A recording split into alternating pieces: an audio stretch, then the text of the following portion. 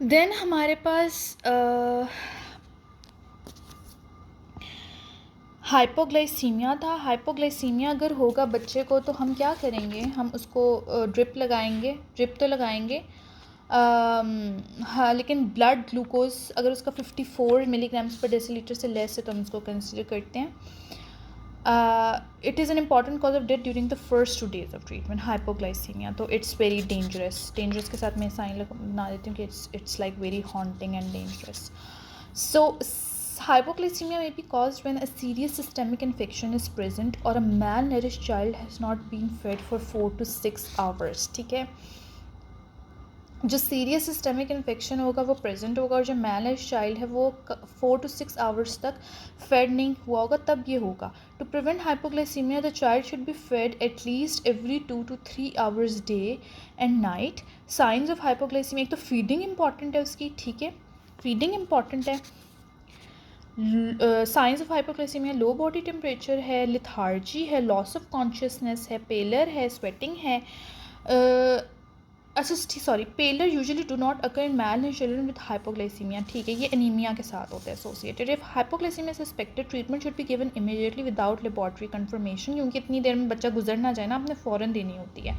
इसमें हम 50 ml of 10% glucose और सुक्रोज देते हैं कॉन्शियस चाइल्ड में. ठीक है, फुली अलर्ट अगर होगा. अगर वो कॉन्शियस लूज़ कर रहा है तो हम 5 ml पर kg स्टेराइल 10% ग्लूकोज IV देते हैं. ठीक है, ये इतना प्रोसीजर नहीं पूछते, बस IV ग्लूकोज हम जो है ना, can not be given immediately, give the NG dose first, continue frequent oral और NG feeding to prevent a recurrence. अच्छा, इसमें वो कह क्या रहा है, इसमें वो ये बात कह रहा है कि hypoglycaemia is suspected treatment immediately देनी है विदाउट लेबॉर्ट्री कंफर्मेशन.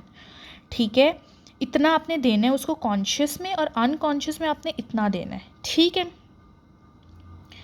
लेकिन वो ये कहता है कि हम IV कभी भी इमीडिएटली नहीं देते. सबसे पहले हम NG ट्यूब बच्चे को लगाते हैं, बच्चे को, I am not talking about the adults में तो हाइपोग्लाइसीमिया हो तो NG ट्यूब नहीं लगती, लेकिन बच्चे में हम IV नहीं देते इमीडिएटली, पहले NG ट्यूब देते हैं और फ्रीक्वेंट ओरल ये फीडिंग है उसके बाद रिकरेंस को प्रिवेंट करने के लिए हम देते हैं. कंट्रोल ऑफ इन्फेक्शन अगर हो, जो भी इन्फेक्शन है यार, TB है, UTI है, सेप्टिसीमिया है, अकॉर्डिंगली हम एंटीबायोटिक्स यूज़ कर सकते हैं. अगर कोई चिल्ड्रन हैं with no apparent signs of infection and no complications should be given cotrimoxazole orally twice daily for 5 days. कि अगर कोई है भी ऐसे जो नहीं अपेयर हो रहा, आप ये दे दो. Children with complication, septic shock, hypoglycaemia, hypothermia, skin infection, अच्छा, इन सब को ना आपने बस ट्रीट करना, एंटीबायोटिक्स वगैरह दे सकते हो. हाइपोथर्मिया को कैसे हम ट्रीट करेंगे, आपको जाहिर हाइपोथर्मिया कैसे असेस करोगे, टेम्परेचर ले लोगे उस बच्चे का. ठीक है, अगर बिलो 35 या 95 है तो हम चाइल्ड को वार्म करना है हमने. ठीक है, अब उसमें हम कौन सी टेक्निक्स यूज़ करते हैं, कैंगरू टेक्निक. बच्चा है, आपने कैंगरू को देखे बच्चों को पॉकेट में रखता है ताकि वो एक नॉर्मल स्किन टू स्किन एक टेम्परेचर ट्रांसफ़र रहे और वो रहे. तो इससे हम क्या करते हैं, बच्चे को मदर की चेस्ट के साथ लगा देते हैं, एब्डोमेन के साथ. ठीक है, और दोनों को कवर कर देते हैं और हम उसको पूरा कवर करके वार्म ब्लैंकेट भी दे सकते हैं. Place an incandescent lamp over but not touching the child's body. ठीक है, टेम्परेचर बस इसको डिफरेंट तरीके हैं. 30 मिनट्स हम हर 30 मिनट्स बाद लेंगे, लैम्प को रीवार्म करेंगे ताकि हाइपरथर्मिया ना हो जाए. ऐसा ना हो ना कि बस लैम्प लगा छोड़ दें तो उसका मतलब टेम्परेचर ही बढ़ जाए. फिर डाइट्री मैनेजमेंट, डाइट को हम सवेयर में बाद में एड्रेस करेंगे. सबसे पहले हमने क्या एड्रेस किया था, हमने उसकी डिहाइड्रेशन को एड्रेस किया था, देन हमने उसकी ग्लूकोज को एड्रेस किया, देन हमने उसके टेम्परेचर को एड्रेस किया, फिर हमने उसके इन्फेक्शंस को एड्रेस किया, फिर हमने उसकी डाइट को एड्रेस करना है कि vitamin A, vitamin D, vitamin के किसकी कमी है. ठीक है,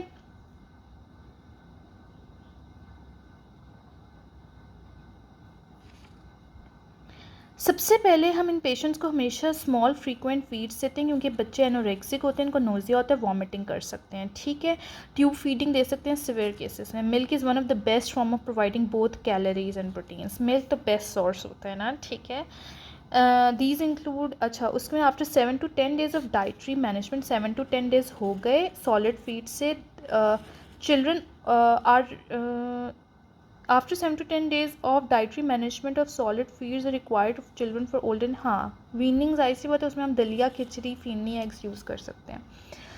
फिर हमारे पास एक लास्ट स्टेप टू एड्रेस आ रहा है, दैट इज़ रिहेबिलिटेशन।